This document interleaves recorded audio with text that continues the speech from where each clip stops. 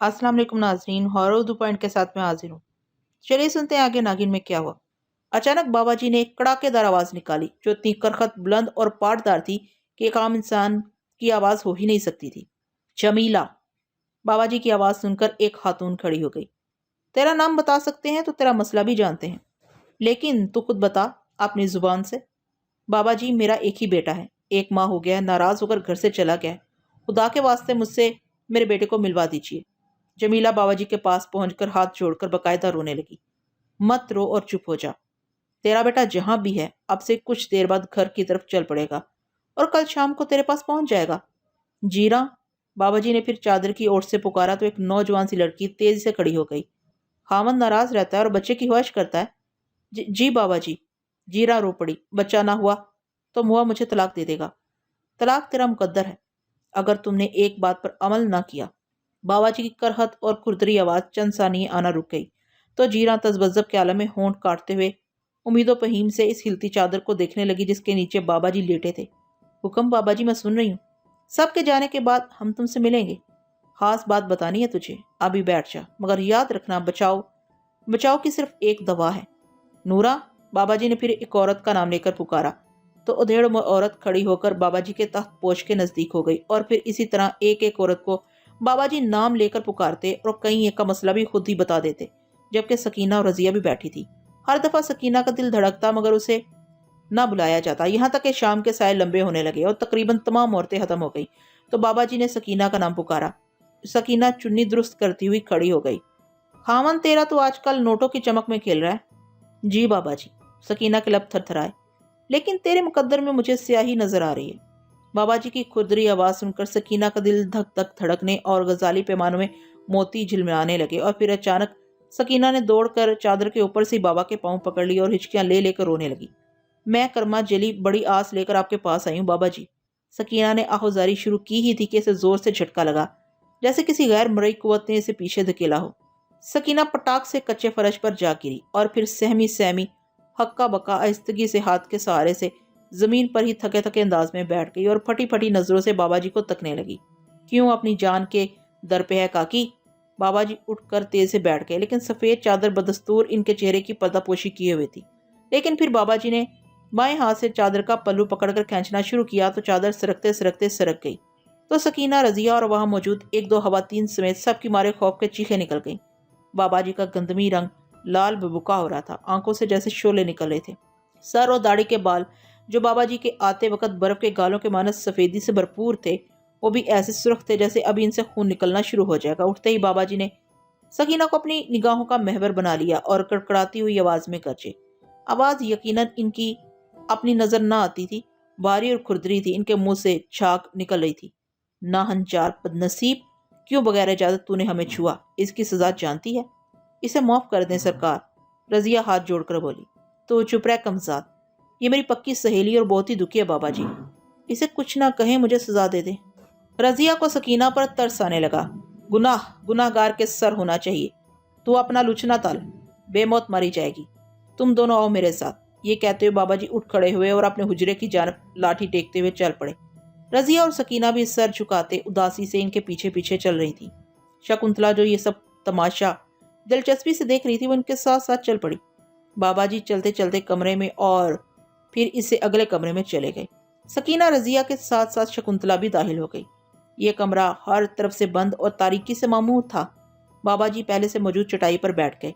सकीना और रजिया भी आलती पालती मारकर इनके सामने ही नंगे फर्श पर बैठ गईं।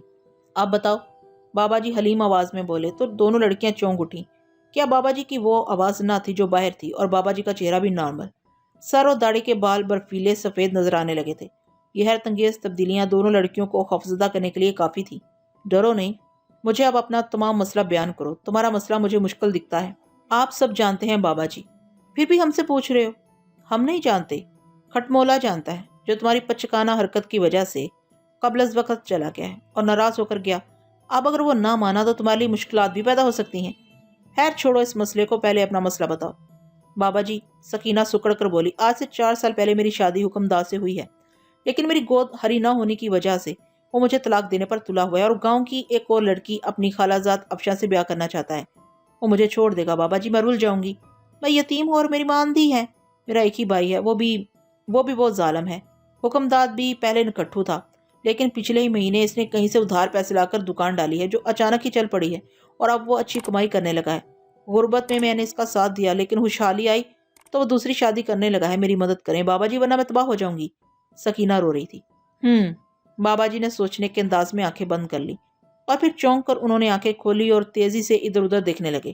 شکنتلا بابے کا انداز دیکھ کر چکنی ہو گئی۔ وہ سمجھ گئی کہ یہ بوڑھا کچھ طاقت والا ہے اور اسے کسی نادیدہ شخصیت کی موجودگی کا احساس ہو گیا ہے۔ اور پھر فوراً ہی بابا جی نے ایک کاغذ پینسل تھامی اور بولے، تمہارا نام؟ سکینہ ناز۔ ماں کا نام؟ غلام فاطمہ۔ اور پھر اسے کچھ مزید باتیں پوچھنے کے بعد بابا جی نے ایک کاپی رکھ دی اور ایک سلیٹ اور سلیٹی اٹھائی۔ اس پر آڑی ترچھی لکیریں لگانے لگا۔ کافی دیر اپنے حساب کتاب میں گم رہنے کے بعد بابا جی نے سلیٹ رکھی، لیکن اس کے ماتھے پر اب تفکر کی لکیریں اور پسینے کے قطرے جگمگانے لگے تھے۔ اور پھر ہولے ہولے پر اسرار طریقے سے بولے، سکینہ، تمہارا خاوند اپنی خالہ کی بیٹی سے نہیں بلکہ ایک ایسی لڑکی سے شادی کر رہا ہے جس کی عمر کئی سو سال ہے۔ ہیں؟ سکینہ اور رضیہ کی چیخیں نکل گئی۔ ہاں، میرا حساب غلط نہیں ہو سکتا۔ کئی سو سال عمر کیسے ہو سکتی ہے؟ اس بات کا تو مجھے بھی پتا نہیں، لیکن حساب یہی بتا رہا ہے، اور وہ لڑکی اس کو قابو کرے گی۔ وہ کوئی پچھل پیری نہ ہو جو لڑکی کے روپ میں ہو۔ رضیہ بڑی دور کی کوڑی لائی۔ اب تم دونوں جاؤ اور کل اسی وقت آنا۔ لیکن کل تو آپ چلے جائیں گے۔ نہیں، اب میں رکوں گا۔ تمہارا کیس عجیب و غریب ہے، جب تک مجھے سمجھ نہیں آ جاتا میں یہاں سے جاؤں گا نہیں۔ راجو کو ہوش آیا تو اس نے اپنے آپ کو لکڑی کی کرسی پر بیٹھے پایا۔ ہلنے جلنے کی کوشش کی تو اس پر انکشاف ہوا کہ وہ بری طرح جکڑا ہوا ہے۔ دونوں پاؤں کرسی کے پایوں کے ساتھ، دونوں ہاتھ کرسی کے ہتھوں پر، اور گردن کرسی کی پشت سے بندھی تھی۔ منہ میں کپڑا ٹھونس کر اوپر ٹیپ اس مضبوطی سے چپکی تھی کہ بولنا یا آواز نکالنا ناممکن تھا۔ کمرہ اندھیرے میں ڈوبا ہوا تھا۔ اس نے حرکت کی کوشش کی، لیکن بے سود۔ کرسی اچھی خاصی مضبوط اور فرش سے پیوست تھی۔ آہستہ آہستہ اس کی آنکھیں دیوار میں دیکھنے کے قابل ہو گئیں تو پتہ چلا کہ یہ کوٹھی کا ہی کوئی کمرہ ہے جس کی دیواروں پر پینٹنگز آویزہ ہیں۔ ایئر کنڈیشنر چلنے کی ہلکی ہلکی آواز بھی آ رہی ہے۔ راجو جس کرسی کے ساتھ بندھا تھا وہ ایک دیوار کے ساتھ لگی تھی۔ ایک بیڈ بھی لگا تھا، اور پھر راجو نے محسوس کیا کہ بیڈ پر کوئی انسانی وجود بھی ہے، لیکن کمرے کے اندھیرے کی وجہ سے وہ کوئی رائے قائم نہ کر سکا کہ کون ہے۔ تاہم اتنا اندازہ اس نے لگا لیا کہ کوئی خاتون ہے۔ اچانک راجو کی نظر سامنے دیوار پر پڑی تو اسے وال کلاک کی سوئیاں بھی چمکتی دکھائی دی جو 2 بجے کا وقت بتا رہی تھی۔ راجو گہری سانس لے کر رہ گیا۔ اسے یاد آ گیا کہ آج پھر بلا اجازت رمیا کی کوٹھی پر آیا تھا۔ کوٹھی خالی تھی، لیکن فرزانہ کے کمرے میں ہلکی سی لائٹ دے کر اس نے اندر گھسنے سے پہلے کی ہول سے جھانکا تھا تو اندر اسے فرزانہ اس حالت میں دکھائی دی کہ ایک عجیب الشکل کالے رنگ کی بلی اس کے پاؤں کے تلوے اپنی سرخ زبان سے چاٹ رہی تھی، جبکہ ایک تقریباً 2 سالہ گول مٹول بچہ، وہی بچہ جسے راجو نے ایک دن کوٹھی کے مین گیٹ سے ٹیک لگائے پاؤں پسارے روتے دیکھا تھا، فرزانہ کے چہرے کے پاس بیٹھا، اپنی آنکھوں پر ہاتھ رکھے مردانہ آواز اور اونچے لہجے میں کسی عجیب سی زبان میں کچھ پڑھ رہا تھا۔ فرزانہ بالکل ساکت تھی اور اس کی آنکھیں پوری کھلی ہوئی تھیں۔ راجو اس منظر کی تاب نہ لا کر زور سے چیخ کر بے ہوش ہو گیا تھا۔ اس وقت تقریباً رات 9 بجے کا عمل تھا، اور جب اسے ہوش آیا تو گھڑی 2 بجا رہی تھی۔ اب اسے یاد آیا کہ اسی کمرے میں اس نے جھانکا تھا، یعنی 5 گھنٹے بعد اسے ہوش آیا تھا۔ اب وہ سمجھ گیا کہ بیڈ پر فرزانہ ہی سو رہی ہے، لیکن راجو کو اب نیند کہاں۔ وہ بہترا کسمسایا اور ہوگا کی کوشش کی، لیکن بندھن نائلون کی ڈوری سے کچھ اتنے مضبوط تھے کہ بس سوائے کسمسانے کے اور کچھ نہ کر سکا۔ آواز بھی نہ نکل سکی۔ پریشانی ہر لمحہ بڑھنے لگی۔ 3 بجے فرزانہ بے سود آڑی ترچھی سو رہی تھی۔ پھر نہ جانے راجو کی بھی کب آنکھ لگ گئی۔ دوبارہ آنکھ کھلی تو حالات جوں کے توں تھے، البتہ صبح کی روشنی چھن چھن کر اندر آ رہی تھی۔ گھڑی دیکھی تو 5:45 بج رہے تھے۔ صبح کی دھندلی روشنی میں اس نے دیکھا کہ بیڈ پر سوئی شخصیت باقی فرزانہ تھی۔ گلابی رنگ کی نائٹی اور بال کھلے تھے۔ نائٹی آڑے ترچھے وجود کا احاطہ کرنے سے قاصر تھی۔ فرزانہ تو جیسے گھوڑے بیچ کر سو رہی تھی۔ اس کی گہری نیند اور کوٹھی میں چھائی خاموشی سے محسوس ہو رہا تھا کہ ابھی فرزانہ کے جاگنے کا کوئی پروگرام نہیں ہے۔ راجو کو اب سارا وجود پھوڑے کی طرح دکھتا محسوس ہو رہا تھا۔ ایک ہی رخ اور ایک ہی زاویے سے بندھے ہوئے سے لاتعداد گھنٹے گزر چکے تھے۔ اب اس کی آنکھوں میں خوفزدگی تیرنے لگی تھی۔ سوچنے لگا کہ گھر میں بہنیں بھی اکیلی ہوں گی، اب کیا کروں؟ یہ جا کے تو اصل صورتحال کا اندازہ ہو۔ وقت دھیرے دھیرے گزرتا گیا۔ 8 بج چکے تھے، 9 بج گئے۔ راجو کا برا حال ہو رہا تھا۔ وہ تو جسم کے کئی حصوں پر ابھرنے والی خارش کرنے سے بھی قاصر تھا، لیکن فرزانہ پورے سکون سے یوں سو رہی تھی جیسے بند کمرے میں اکیلی ہو۔ 10 بج گئے۔ پردوں کے پیچھے دھوپ کی تیزی کا اندازہ ہو رہا تھا، لیکن کمرے میں ایئر کنڈیشن چلنے کی وجہ سے خنکی تھی۔ وہ انہی سوچوں میں گم تھا کہ فون کی گھنٹی بجی۔ اسے اطمینان ہوا کہ اب تو فرزانہ اٹھے گی۔ اس کا خیال درست ثابت ہوا۔ فرزانہ دوسری گھنٹی پر کسمسائی اور تیسری گھنٹی پر اس نے اوندے منہ لیٹے لیٹے ہاتھ بڑھا کر ریسیور اٹھایا اور سر کے ہلکے سے جھٹکے سے بال ہٹا کر کانوں سے لگا لیا۔ ہیلو، وہ جمائی لینے کے انداز میں آہستگی سے بولی۔ Yes, on the line? ہاں، میں فرزانہ بول رہی ہوں۔ اوہو mister Shirazi, don't waste my time, talking to the point. ٹھیک ہے، بھیج دو، میں دیکھ لوں گی۔ اور پھر اس نے فون کریڈل پر رکھ دیا، پھر سر تکیے پر گرا دیا۔ راجو نے موقع جانتے ہوئے گوں گاں شروع کر دی، لیکن منہ پر کپڑا اور ہونٹوں پر مضبوط ٹیپ چپکی ہونے کی وجہ سے زیادہ آواز نہ نکل سکی، یا شاید فرزانہ نے دانستہ توجہ نہ دی۔ البتہ تھوڑی دیر بعد فرزانہ نے لیٹے لیٹے انگڑائی لی تو حسن مرکز کی جانب مائل پرواز ہوا، لیکن راجو کی طرف کوئی توجہ دیے بغیر ملحقہ باتھ روم میں گھس گئی۔ راجو سمجھ گیا کہ جان آسانی سے نہیں چھوٹے گی، اور وہ صبر شکر کر کے بے بسی سے بندھا رہا۔ تقریباً نصف گھنٹے کے بعد فرزانہ باتھ روم سے باہر آئی تو وہ پشواس میں ملبوس تھی، البتہ بالوں پر سفید تولیہ لپیٹ رکھا تھا۔ ڈریسنگ ٹیبل پر جا بیٹھی، لیکن بیٹھنے سے قبل ایک بٹن کو اس نے 3 بار مخصوص انداز میں پش کیا، شاید بیل بجا کر کسی کو بلایا تھا۔ تاہم راجو کی طرف نہ تو اس نے کوئی دھیان دیا، نہ اسے دیکھنے کی کوشش کی، حالانکہ راجو اس سے زیادہ سے زیادہ 6-7 فٹ دور کرسی پر بندھا تھا۔ اور پھر وہ میک اپ کرنے لگی اور بال سنوارنے میں لگ گئی۔ مزید آدھا گھنٹہ گزر گیا۔ گھڑی اس وقت دن کے 11 بجا رہی تھی۔ راجو کو بندھے ہوئے 12 سے زیادہ گھنٹے گزر چکے تھے۔ ابھی وہ تیار ہی ہوئی تھی کہ کمرے میں مدھم لیکن سریلی بیل بجی، تو فرزانہ نے ایک ریموٹ اٹھا کر دروازے کی طرف کر کے اس کا ایک بٹن پش کیا تو کلک کی آواز سے دروازہ ان لاک ہو گیا۔ فرزانہ نے ریموٹ کو منہ کے قریب لے جا کر کہا، کم آن، تو دروازہ کھل گیا۔ تو راجو نے دیکھا کہ ایک 12-13 سالہ ملازمہ خوبصورت سی ٹرالی کو دھکیلتی ہوئی اندر آ گئی اور ٹرالی کو صوفے کے پاس کر دیا، اور پھر نگاہیں جھکا کر کھڑی ہو گئی۔ لاؤ، فرزانہ کی مدھم آواز ابھری تو ملازمہ نے ٹرالی سے ایک پلیٹ اٹھائی جس پر انتہائی خوبصورت لمبے سے گلاس میں مینگو جوس تھا اور گلاس پر ٹیشو پیپر سلیقے سے لپٹا ہوا تھا۔ ملازمہ نے ٹرے فرزانہ کے سامنے کی اور بولی، میڈم پلیز۔ تو فرزانہ نے بال جھٹک کر شان بے نیازی سے گلاس اٹھا کر ہونٹوں سے لگا لیا۔ آدھا پینے کے بعد گلاس واپس ٹرے میں رکھ دیا۔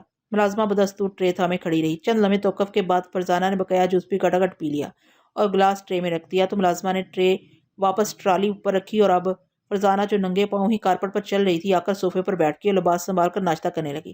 فرزانہ کو پیٹ پوجا کرتے دیکھ کر راجو کو شدت سے اپنی بھوک پیاس کا احساس ہونے لگا، لیکن فرزانہ کے سٹائل سے اسے نظر نہیں آ رہا تھا کہ کھانے پینے کی کوئی چیز اسے ملے گی۔ حیرت اس بات کی تھی کہ ملازمہ نے بھی راجو کی طرف کوئی توجہ نہ دی تھی۔ ناشتہ کرنے کے بعد فرزانہ نے جوتے پہنے آئینے میں اپنے سراپے کا جائزہ لیا، ہاتھ سے لباس کی ایک آدھ سلوٹ درست کی، آنکھوں پر گاگلز پہنے اور کمرے سے نکل گئی تو راجو زور زور سے گوں گاں کرنے لگا۔ اس کی گراہٹوں سے ملازمہ چند لمحے کے لیے اس کی طرف متوجہ ہوئی، لیکن تھوڑی دیر تکتے رہنے کے بعد وہ اپنے کام میں مصروف ہو گئی۔ برتن سمیٹے، لائٹیں آف کی، اے سی بند کیا اور دروازہ لاک کر کے چلی گئی۔ یہ کیا ہوا؟ راجو سوچنے لگا، ان لوگوں کے سٹائل سے لگتا ہے کہ اب جلدی جلدی یہاں کوئی نہیں آئے گا، اور یہی ہوا۔ دوپہر ہوئی، کمرے میں اے سی اور پنکھا بند ہونے کی وجہ سے سخت گرمی اور حبس ہو گیا۔ راجو پسینے پسینے ہو گیا، بھوک پیاس اس کا برا حال ہونے لگا، لیکن کوئی نہ آیا۔ دوپہر ہو گئی، بے بسی اور تکلیف سے اس کے آنسو چھلک پڑے۔ بہنوں کو یاد کر کے وہ رونے لگا۔ شام کے 6 بج گئے، 7 بج گئے، ہر کار 7:15 بجنے کے قریب وہی ملازمہ دروازہ کھول کر اندر آئی، لائٹیں آن کی، اے سی چلایا اور ادھر ادھر ہاتھ مار کر ہلکا پھلکا کام کرنے لگی۔ اے سی چلنے سے تو راجو نے سوچا چلو ایک تو مصیبت کم ہوئی ہے، بھوک پیاس اس کا حلق خشک اور چکر آ رہے تھے۔ تھوڑی دیر بعد فرزانہ بھی آ گئی۔ آتے ہی اس نے پرس صوفے پر پھینکا، چشمہ اتار کر ٹیبل پر رکھا اور خود اوندے منہ بیڈ پر لیٹ گئی۔ ملازمہ نے آگے بڑھ کر اس کے سینڈل اتارے۔ چند لمحوں بعد فرزانہ اٹھ کھڑی ہوئی اور پھر ایک انگلش میگزین کی برگردانی کرنے لگی۔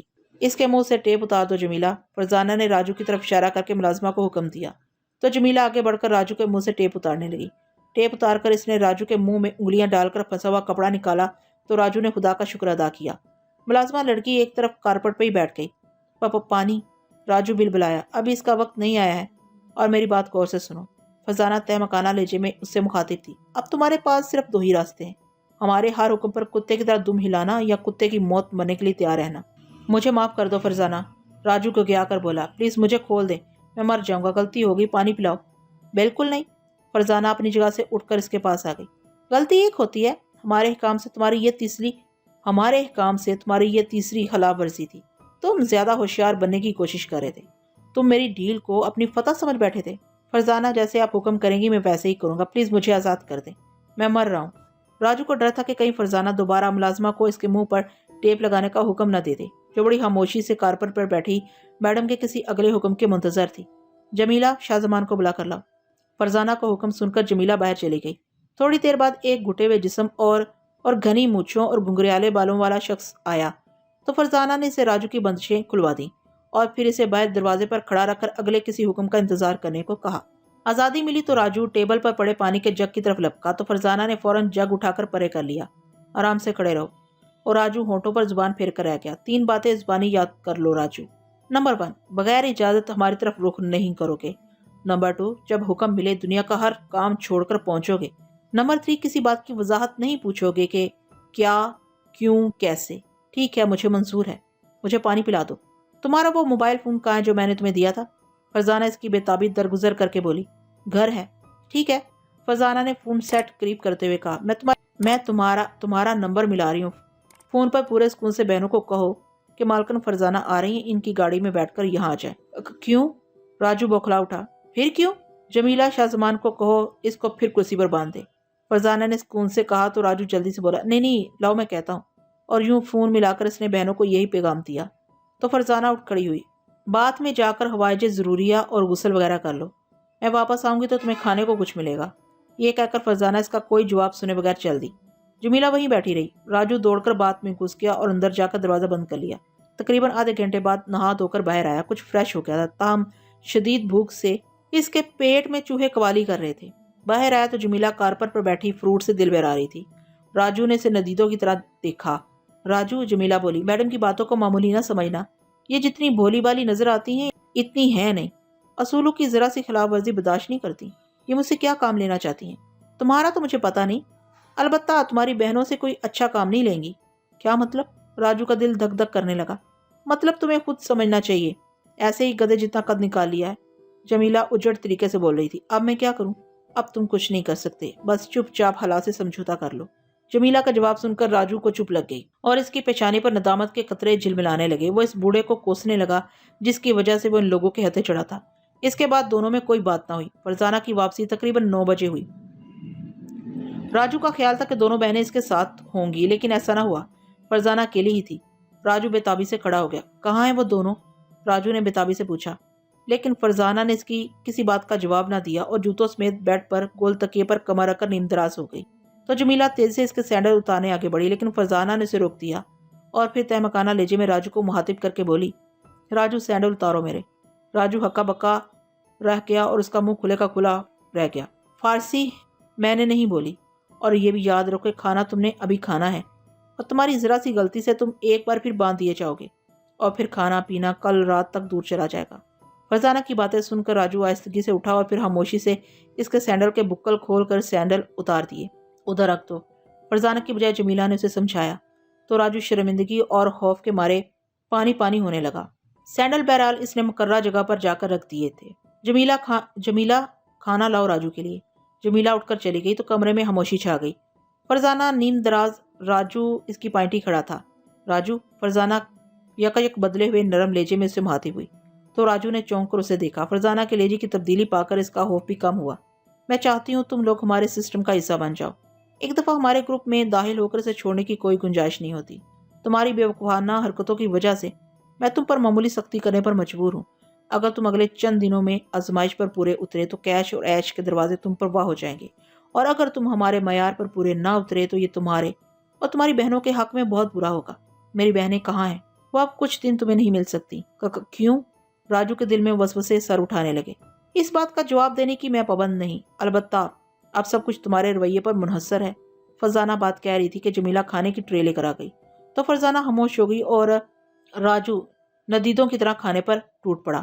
فرزانہ شرارتی نظروں سے اسے دیکھتی رہی۔ خوب سیر ہو کر اس نے کھانا کھایا، کولڈ ڈرنک پی۔ سگریٹ پیتے ہو؟ ہاں، راجو نے سر ہلایا۔ تو فرزانہ کا اشارہ پا کر جمیلہ نے ایک دراز سے گولڈ لیف کا پیکٹ اور لائٹر نکال کر راجو کو تھما دیا۔ تو راجو نے پھرتی سے پیکٹ کی پٹی اتاری اور سگریٹ سلگا کر دھوئیں کے مرگولے بنانے لگا، اور جمیلہ برتن سمیت کمرے سے نکل گئی۔ ایک کے بعد راجو دوسرا سگریٹ پینے لگا۔ اس دوران فرزانہ نے کوئی بات نہ کی اور خاموشی سے لیٹی رہی۔ پیٹ بھر کر کھانے کے بعد معدے کو سکون پہنچا تو راجو کی آنکھوں میں نیند اترنے لگی اور پیوٹے بھاری ہونے لگے۔ اس نے فرزانہ کی طرف دیکھا جیسے اسے اپنی حالت سے آگاہ کرنا چاہتا ہو، لیکن راجو نے دیکھا کہ وہ بھی آنکھیں نیم واقعی نیند کی پہلی سیڑھی پر قدم رکھ چکی تھی۔ راجو کی جرت نہ ہوئی اسے آواز دیتا۔ کچھ دیر سوچتا رہا، پھر اسے پتہ بھی نہ چلا اور نیند نے اس پر قبضہ جما لیا اور وہ وہیں صوفے پر ہی سو گیا۔ شدید پیاس کی حاجت محسوس ہوئی تو راجو کی آنکھ کھلی۔